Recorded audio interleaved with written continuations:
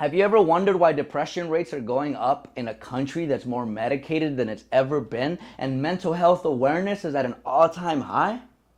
And no, it's not because we keep better track. It's because Big Pharma has helped spread this lie that depression is a disease caused by a chemical imbalance in your brain. And the only way to fix that is by taking their pills and staying a forever customer. But after doing years of research, I found that there's a simple exercise that can actually cure depression forever to never come back. But the problem with that is Big Pharma won't get to make any money. You're right, there is no problem. But before we can get into the simple exercise that's going to cure your depression, you have to first understand what is depression and how do they diagnose it. And you're in for a ridiculous story. In order for psychologists to diagnose people with depression, they use the DSM-5 because it provides the criteria for mental disorders, kind of like a checklist. But if I share with you the origin of this checklist for depression, you might just get mad too. So in the 70s, the American Psychiatric Association, for the first time, wanted to standardize how depression is diagnosed across the US, because up to then, doctors were just using their own judgment about what it even was, right? So they drew up a list of 10 symptoms, kind of obvious things like feeling worthless, crying a lot, you could guess what they were. And they send this out to doctors all over the US, and they use it. But within a couple of months, doctors start to come back and go, look, we've got a real problem here. Because if we just use this checklist, we should be diagnosing every grieving person as mentally ill, because these are the symptoms of grief, right? Everyone, when you lose someone, wants to cry a lot, has persistent feelings of sadness, that kind of thing. So what do we do? So the psychiatrists regrouped and they were like, okay, we'll create something that's called the grief exception, which basically said, use this checklist to diagnose depression unless the person has lost someone they love in the last year, in which case none of this counts. So they start using that.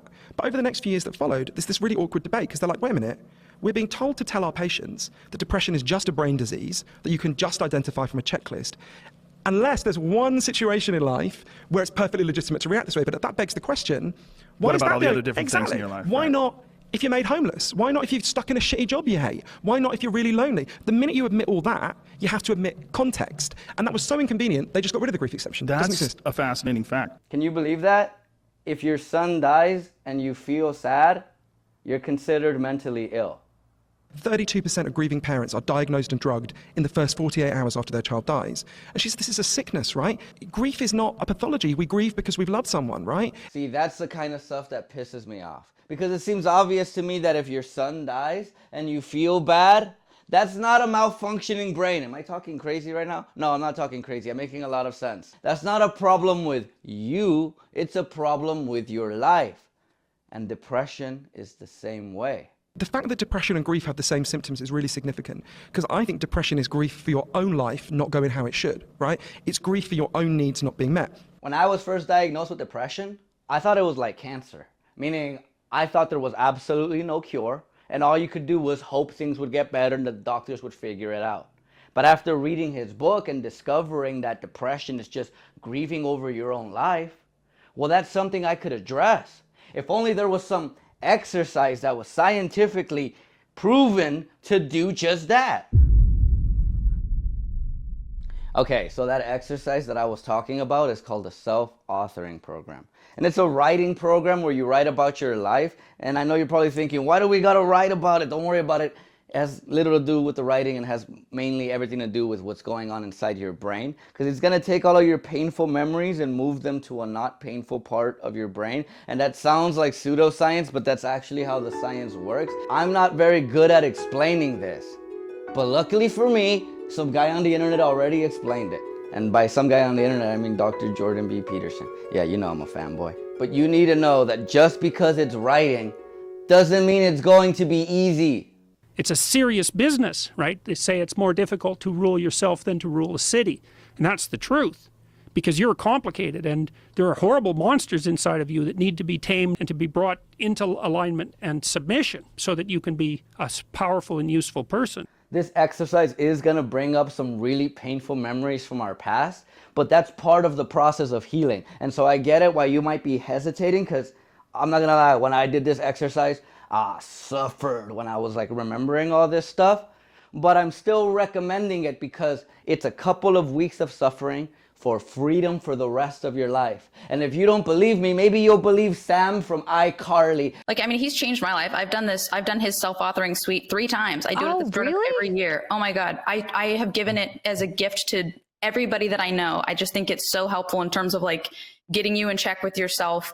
And it's the most realistic approach to like accomplishing your goals and getting your life on track that I've ever seen.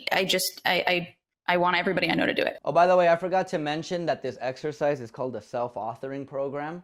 And it's going to teach you some very interesting stuff, like the fact that if you're thinking about your past, that's a symptom of a deeper problem. If you're thinking about your past, what it means is you haven't analyzed the causal chains. Because you might say, well, why do you remember your past? Well, you might say, well, it's in order to have an objective, record of the past. It's like it has nothing to do with that. There's only one reason you remember the past, and that's to be prepared for the future. That's why you remember the past. And so what you're supposed to do is take the past and extract out from it wisdom. And wisdom is the ability to avoid stumbling blindly into ditches. And so you think, well, here's a time in my past I stumbled blindly into this horrible ditch and terrible things happened to me. It's like, okay, you need to take that apart. You need to figure out how was it that events conspired with your participation, voluntarily or involuntarily, so that terrible consequence emerged. You need to know why that happened and how you could react differently in that situation. And as soon as you do that, your brain will leave it alone. It won't obsess you about it anymore, because the anxiety-producing parts of your brain are basically trying to tell you where there are obstacles in your environment. It's like, look out, don't go there, there's fire. Well, maybe you could master the fire, right? Then you're a wielder of fire, you're not just a victim. And lots of situations are dangerous or not dangerous depending on your level of mastery, right? Life is like that. And so a negative emotion that's associated with a memory is something that's crying out for mastery. And writing can really help with that.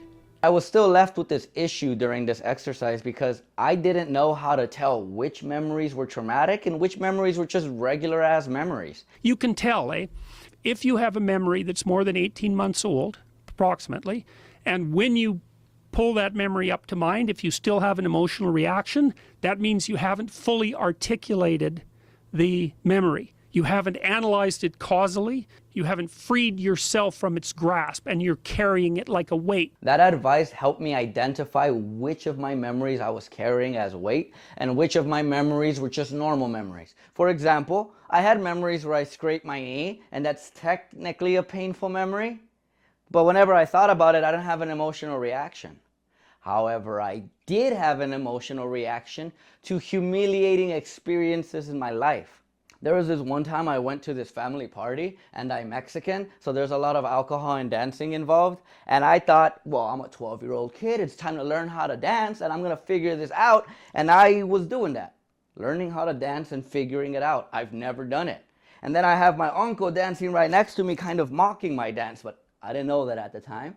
I thought we were having a good time and we were laughing together, only to realize he was laughing at me. And not only that, I look around and all these adults in my life who I thought were there to protect me were also a sea of laughter pointing a finger at me. And that was a humiliating experience. And it made me avoid dancing for years of my life. And it also made me isolate myself from my family because I didn't feel connected. Now, I didn't know that this memory was responsible for all of that, but that's what it did. And because I didn't address that memory, I had this thing you call depression, because guess what happens when you're carrying memories like a weight? You get depression. Like the more weight you're carrying like that, more baggage, let's say, the more of the stress hormone cortisol your brain produces, and cortisol makes you old. Now you have to factor this in. That was only one of my memories that was doing all of that to me. But I had an entire life filled with memories, and it was issues everywhere that I always ran away from. And so, of course, I carried not one boulder, but hundreds of boulders. And little by little, as I started doing this exercise, I was lifting boulder from boulder from boulder, and I was feeling lighter on my toes and lighter on my toes and more nimble and agile, and life became fun. But you have to do this not just for one memory, but for your whole life. And so we've put all that together in this self-authoring suite to help people write about their past, to sort it out in a detailed autobiography. It asks you questions about your past. It says, divide your life up into 6 epochs. That might be, say, birth to kindergarten, and then maybe elementary school, and then maybe junior high school, however you want to do it. And then to write about the emotionally significant events in each of those epochs, and then to describe their effects on you, and then to analyze how you did in those situations, what you might have done differently, what you might have do differently in the future, to straighten out your past. And I've done that with my students in my Maps of Meaning class for about the last 10 years, and some people have written 15,000 words. It's not that uncommon for students to write 15,000 words in their autobiography. Oh, and I want to bring your attention to something. Notice that Jordan Peterson's asking questions like, what would you do differently? How did you contribute to your own problems, right? It almost sounds like he's blaming the victim. But I want to tell this little story to kind of change that narrative. In The Cocktail Party by T.S. Eliot, he writes this story about this girl who goes to her therapist, and she's explaining about how horrible her life is and how much she dislikes it, and blah, blah, blah, blah, blah. The interesting part is that she says to her therapist, I hope this is all my fault. And the therapist is kind of like, what the fuck? Why would you want to wish it's your fault? It's a good question to ask because that's kind of weird, but she says something really interesting. She says, the way I see it, there's 2 possibilities. Either A, it really is that the world is conspiring against me to ruin my life.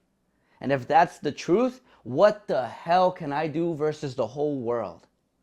But if it is all my fault, that's something I can entirely control. And that's the story that hit me. Throughout all the years in my depression, I've spent it pointing the finger at everybody else except for me. Almost as if I was the only one who didn't have free will. Everyone else did but me. I'm the victim. And that kept me depressed. You cannot choose what's going to happen to you in your life, but you can choose how you're going to react to the scenarios in your life. And these reactions are going to determine how we're going to feel. And that frees you of your past. You shouldn't be thinking about your past. I mean, maybe if you're 80 and, you're going over a well-spent life, that's a whole different thing. But if you're 30, 35, or 20, and most of the time you're thinking about your past, it's like your soul is trapped back there. And you need to free it through investigation.